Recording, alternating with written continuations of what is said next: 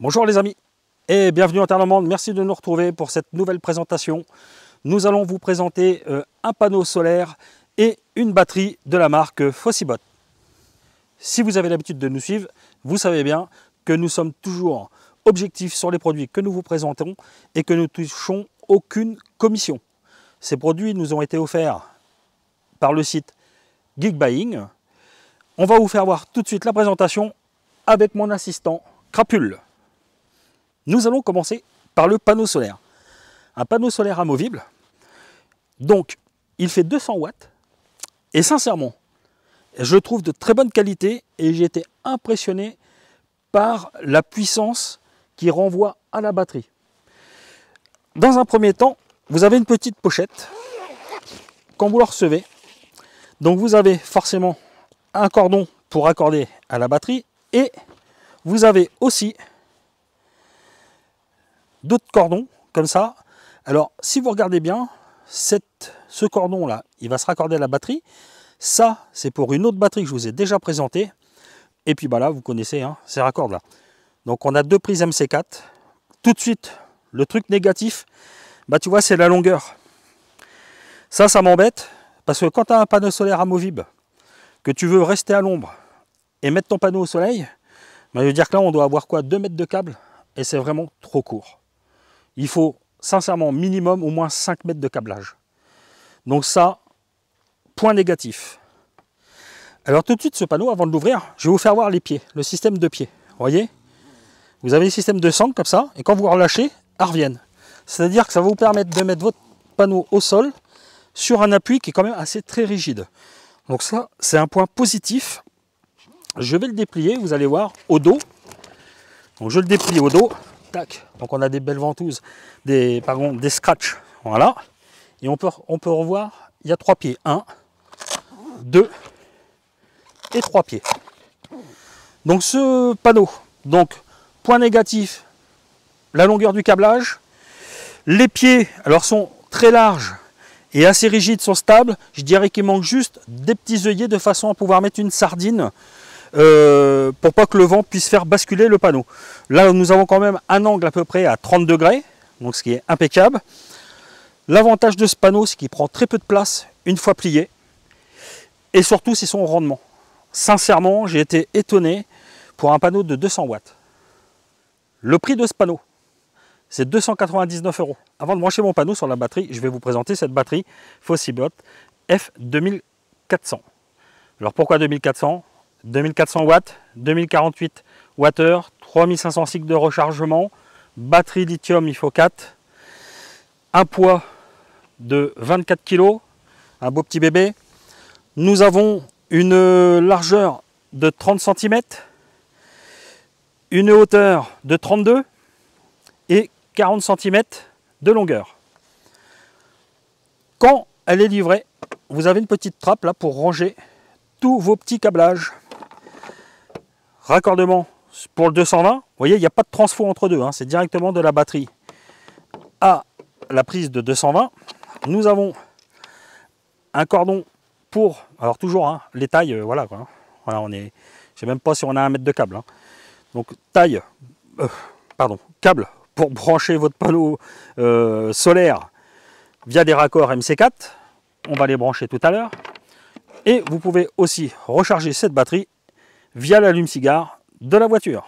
Pareil, cordon beaucoup trop petit. Alors on va faire un petit tour rapide de façade. Hein. Donc ici nous avons plein de prises qu'on peut retrouver comme dans la plupart des batteries, hein, de façon à pouvoir alimenter vos appareils, vos différents appareils. Donc quand vous appuyez à chaque fois sur ces boutons là, vous alimentez tout le carré qui est ici. Là on a les différentes prises USB. Voilà, c'est pareil, si je veux alimenter toutes mes prises USB, j'appuie sur le bouton qui est là. Ici c'est le bouton de mise en marche de la batterie. Là, j'ai le variateur de charge. Alors ce petit bouton là, je me posais la question à quoi ça sert. Ce petit variateur de charge, en fin de compte, il est très utile. C'est quand vous avez des panneaux solaires. Hein, supposons que vous avez trop de puissance, parce que cette batterie est limitée à 500 watts en panneau solaire. Supposons que vous avez 600 watts de panneau solaire. Et bien vous pouvez très bien régler la valeur à 500 watts. Et ce qui fait qu'il n'y a que 500 watts qui rentrera dans cette batterie. vous ne risquez pas de créer une surtension du circuit de charge. Quand vous mettez en route cette batterie, la première chose qu'il faut faire, c'est de chaque côté, vous avez des petits couvercles, là et puis là. Tac. Ces petits couvercles, en fin de compte, vous avez des ventilateurs. C'est pour refroidir la batterie. Il faut absolument les ouvrir. Pendant que tu es là, Nat, ici nous allons pouvoir voir le cordon de charge pour le 230 et ici pour brancher ton allume-cigare ou ton panneau solaire pour recharger la batterie. Le petit bouton qui est là, c'est si jamais tu as une surtension au niveau de la batterie, tu débranches tout, tu rappuies sur ce bouton-là, ça réinitialise la batterie et elle se remet en route. On a vu cette partie-là. De l'autre côté de la batterie, ici, nous avons 3 prises pour le 230 volts. Et là, vous mettez en route ces prises-là. Quand vous appuyez là, vous voyez, vous avez entendu le bip. Mes 3 prises sont alimentées. Nous allons brancher le panneau solaire. Je vais brancher mon panneau solaire sur la batterie. On va voir là combien il va produire. Alors déjà, je voudrais que tu remarques, j'ai branché les deux MC4. Hein, j'ai branché le fil du panneau, plus la rallonge, le cordon fourni avec la batterie. Donc là, distance très ridicule. À un tel point qu'il a fallu qu'on approche la batterie au bord de la table, de façon à pouvoir brancher. Et tu vois, là, je suis presque à flux tendu. Hein, tu vois, à pouvoir brancher ici, tac, mon panneau solaire. La batterie a fait bip. Donc, elle a détecté mon panneau solaire. Je ne sais pas si on va très bien voir à la caméra. Mais là, en ce moment, le panneau est fourni 131 watts, 132, 131. Il varie. Donc le panneau, là, il est exposé face au soleil. On est sur un soleil descendant. Donc, tu vois, il est quasiment 16 heures à l'heure où on tourne la vidéo. Et ce qui est impressionnant, c'est que ce panneau, il suffit que tu aies un ciel nuageux, mais légèrement clair, il va te produire au moins 80 watts. Parce que j'ai vu d'autres panneaux solaires, hein, notamment une autre démo que je vous avais fait faire, où en fin de compte le panneau, dès qu'il y a des nuages, ça y est, nada, il ne produit plus. Alors j'ai aussi oublié de vous faire voir, sur cette batterie, il y a aussi là, on voit une petite lampe. Hein. Alors vous appuyez une fois, ça s'allume, vous appuyez une autre fois, en fin de compte, ça fait les appels SOS. Voilà. Hein. Donc il y a plusieurs batteries qui font déjà ce genre de choses. Voilà, le voyant est éteint. Moi, ce que je peux vous recommander, alors parce qu'on va me parler aussi, je ne vais pas m'amuser à vous brancher un appareil de 1800 watts, il va fonctionner. Hein. À partir du moment que votre batterie a fait 2400 watts ou 2000 watts ou 1000 watts, peu importe. Tout va dépendre de ce que vous branchez dessus pour la longévité. Alors des fois, j'ai des questions, on me pose des questions, j'ai un frigo, combien de temps mon frigo il va durer si j'achète ce genre de batterie? Tout dépend de la puissance de ton frigo. Et tout dépend de l'efficacité de son étanchéité aussi.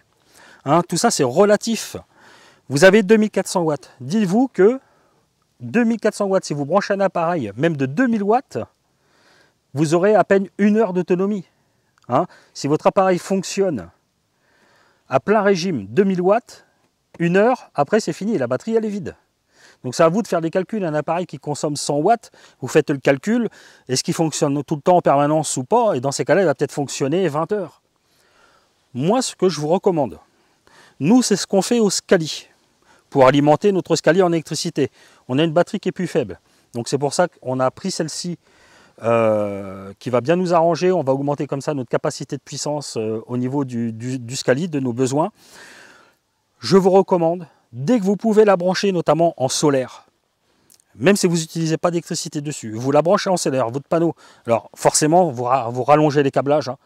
Vous rachetez du fil électrique, vous rachetez des raccords MC4 et vous rallongez votre câble, hein, forcément. Vous la laissez brancher à votre panneau solaire, et ce qui fait que si vous avez des consommations de glacière ou de frigidaire, vous allez récupérer, généralement, vous allez récupérer l'énergie dépensée de la journée grâce à votre panneau solaire. C'est-à-dire que votre batterie elle sera toujours quasiment au même niveau à partir du moment qu'elle est raccordée.